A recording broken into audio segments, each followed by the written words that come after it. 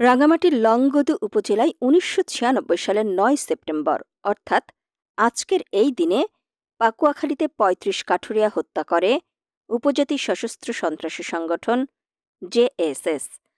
তারই প্রতিবাদে এবং ক্ষতিগ্রস্ত পরিবারকে পুনর্বাসনের দাবিতে মানববন্ধন ও প্রতিবাদ সমাবেশ অনুষ্ঠিত হয় সকাল ১০টায়। দ্বিতীয় পর্বে পার্বত্য চট্টগ্রাম নিয়ে দেশ বিরোধী ষড়যন্ত্র বন্ধ এবং গণমাধ্যম সংস্কার কমিশনের প্রধান ও সদস্যদের প্রতিবেদনে সংবিধান বহির্ভূত আদিবাসী শব্দ ব্যবহারের প্রতিবাদে বিক্ষোভ মিছিল ও কুশপুত্তলিকা দাহ করা হয়।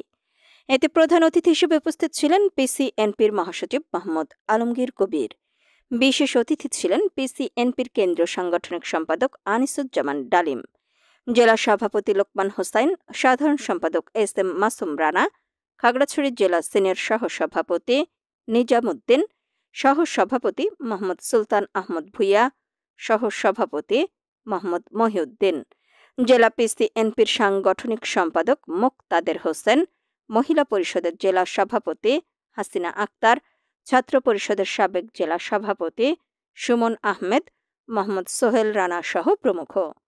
উক্ত প্রোগ্রামে কেন্দ্রীয় জেলা উপজেলার পিসিএনপি, পিসিসিপি ও পিসিএমপির নেতৃবৃন্দ উপস্থিত ছিলেন।